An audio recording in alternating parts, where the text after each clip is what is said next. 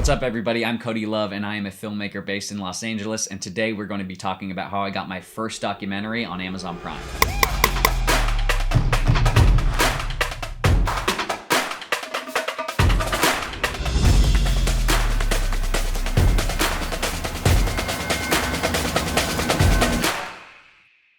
So in this video, we're going to go over how we got started, the idea, how we shot and edited it, our distribution process, some of the biggest mistakes we made, and what I learned and how I would do it differently today.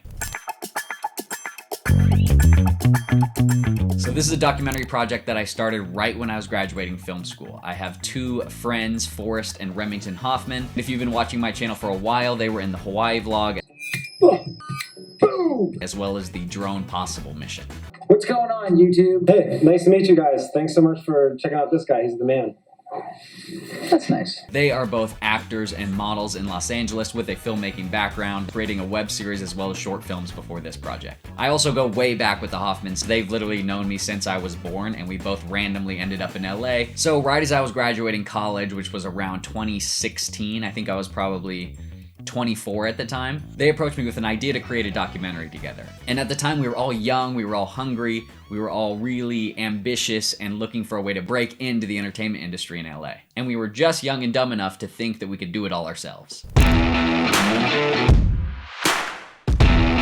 So basically, as we were all in this point in our lives where we were trying to figure out our own careers, we were both getting similar advice from our parents and people we looked up to go interview people in the industry that we want to get into who have done it already and been successful, and go get advice from them. I also had just got my first part-time job as an assistant editor for a book agency, and the book that was launching at the time was Designing Your Life, where they talk all about doing informational interviews in people in your field to kind of get your grasp on the industry and get going. And so it all kind of came together at a time where we were all trying to figure it out, and Forrest came up with the idea that we should film these informational interviews and create episodes out of them, asking people who have been successful in their fields about how they did, what they would do starting out, what advice they would give to people just graduating college, and all centered around what their definition of success is. We also had the bright idea that we wanted to shoot and edit it all ourselves and own the whole show.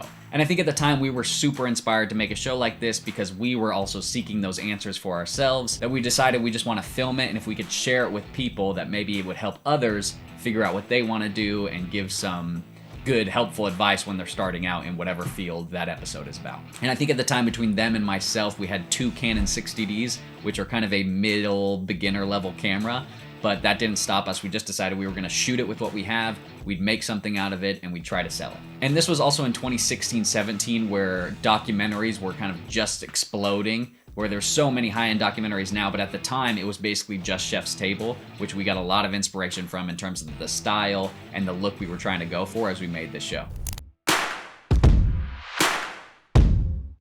Originally, we weren't sure if it was going to be a YouTube channel, social media episodes, or if we were gonna shoot a bunch of B-roll and make an entire documentary series out of it. And so the reason we chose the name Talkin' Success, it was kind of our name to beat, our working title, because we were literally going to talk to these people about their success and what that means to them. And it was the one thing we could get the handle on Instagram, Twitter, TikTok wasn't around then, but YouTube as well. But by the end of it, it just had this ring to it, and it was just straight up what we were doing, Talkin' Success, but with an apostrophe because Talking Success was taken.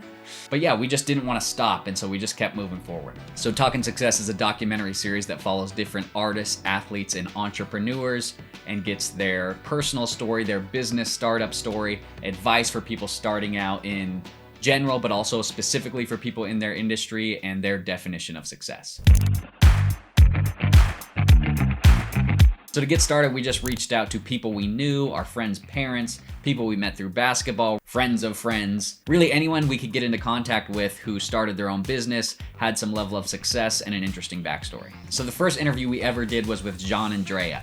He is one of the Marcaccini brothers, and they have a gelato company called Villa Dolce, and we knew him from playing basketball in Santa Monica, and so we started there. Then we knew that one of our friends' moms from Santa Cruz has her own clothing label called Deborah Cross, where she makes her own handmade clothing and sells it. And from there, it just snowballed. Just every time we would be talking about it, somebody knew somebody, whether it was a chef in Los Angeles, an MMA gym owner, a digital marketer, as well as the owners of the biggest hair salon in San Francisco. We were shooting on the cameras that we had. I had a cheap little studio light that we used.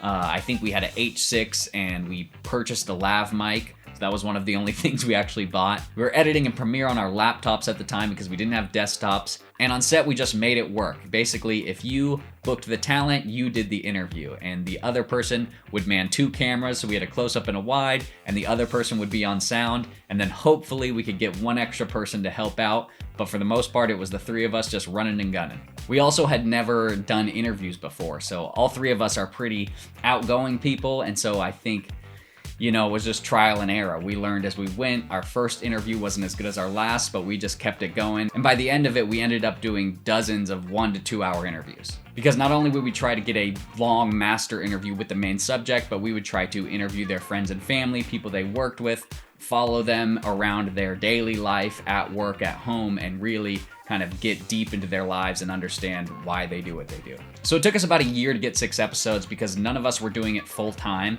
I ended up moving in with the guys and was living on their couch while we were doing this. This is my couch. This is bed, baby.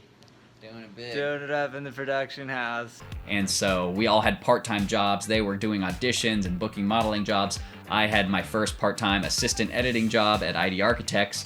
And so it was all kind of in the background. I was also producing another documentary series, which is a story for another time, ended up being the #2 show in America. We were all juggling a lot of different jobs as well as trying to do everything for the whole production between the 3 of us. So it was a really fun, busy, just non-stop kind of a grinding time. We called their little apartment the production house. And yeah, we were just so driven to create something all ourselves from scratch and try to sell it and break into the industry. And so by the end of it, we really felt we had a diverse group of entrepreneurs who all had amazing stories and backgrounds and could really provide a lot of value to the people that were watching. I think the most challenging part was by far the editing. The editing was such a grind. We only had like little laptops. We were sharing an Adobe Premiere Pro suite. You know, it was just a lot of all-nighters and just grinding to crank these bad boys out.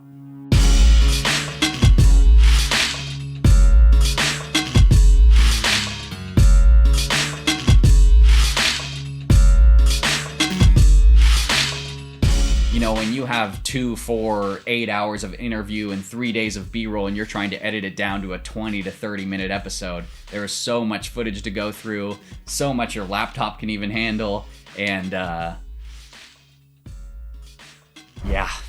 Our editing process basically went like this. We first would do a radio edit where we would go over the master interview and cut it out into a loose story structure. And then we would edit inside interviews.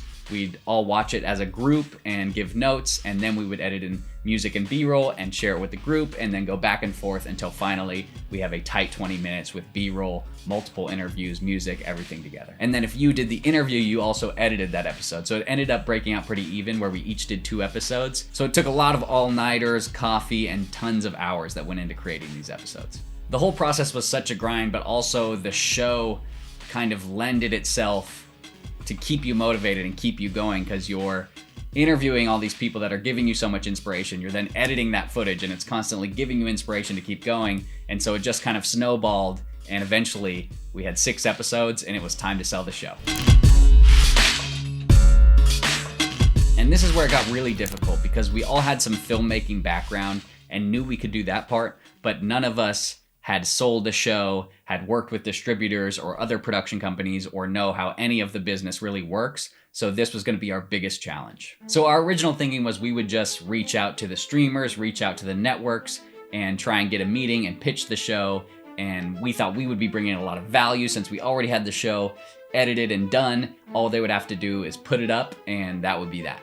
Unfortunately, that's not how it works. It's actually very hard to get in the same room with the people you want to sell your show to. And so what we learn is that most people partner with an established production company who likes the idea of their show, and they have the connections with the networks or the streaming platforms to then pitch the show to. Or you get a distributor who is basically a middleman for you if you are the production company, who will then have the connections to pitch your show and get you in the room. And so we started by just reaching out to people we knew, people who was a friend of a friend who worked at a production company. We also knew a director who had just finished a documentary about coffee that had recently sold it to Netflix. And he told us basically that we had to get a distributor to get a deal done, and that when we get a distributor, sometimes the big ones can take advantage of independent filmmakers, and they're filmmakers who have movies or TV shows on these platforms and have lost money because they had to cover the marketing cost of the distributor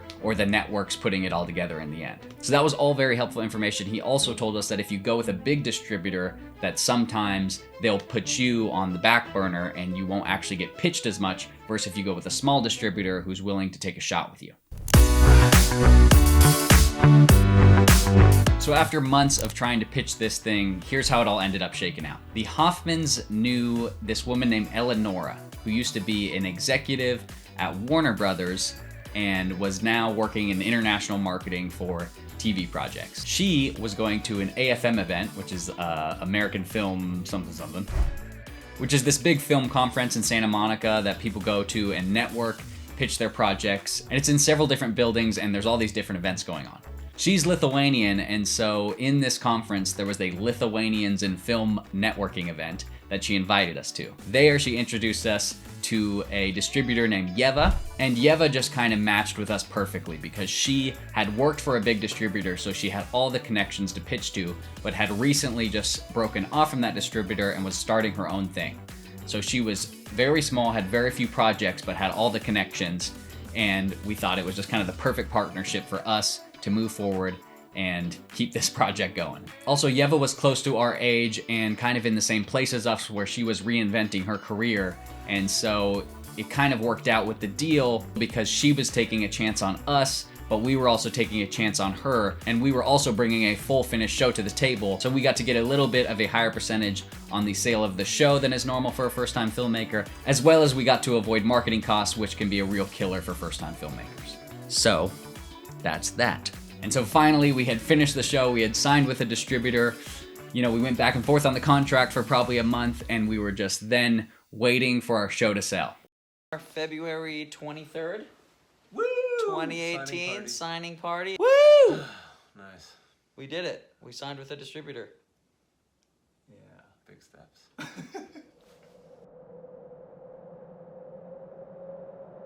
And then for a while, it was just quiet. We're going about our other jobs. We're thinking about, should we just start filming season 2 before this one sold? And after a few months of us waiting around, we heard news that our show sold to an international broadcast. So it was on network TV for a network called, I believe it was ITVN, which was a Polish broadcaster. And so it aired in Poland, it aired in Germany, it aired in 3 other European countries. And that was just so amazing and so exciting because we had created something that was on TV. It wasn't in the US, but it was on TV somewhere, which was so cool. Then a little more time goes by and we realize it had sold to airlines, and it ended up getting on 5 or 6 different airlines, including United and Emirates, which was so cool because then my friends would get on airplanes and they would send me screenshots or videos of them watching our show, and it's saying be created by the Hoffman brothers and Cody Love. It was just a really cool feeling knowing that we had created something. It was out there. People I knew were now seeing it because it was on airlines. And then finally, after months and months, it landed on Amazon Prime.